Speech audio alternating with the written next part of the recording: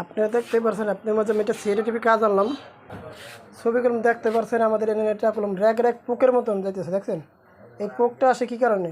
ঠিক আছে এই পোকটার সমস্যা সমাধান করবেন কীভাবে দেখতে থাকেন বর্তমান যেই আমাদের পাওয়ার যে সমস্যা হইলে আমরা কেলি বসাই এই কেলির দিয়ে এই সমস্যাটা করে আমরা এই পোকটি যদি মানে ছবিতে যে পোকটি আসে এটা ঠিক যদি করতে চাই কীভাবে করবো অরিজিনাল পাওয়ার ঠিক করলে আমাদের এই সমস্যার সমাধান হবে আর নাহলে এই কেলির ভিতরে বেশি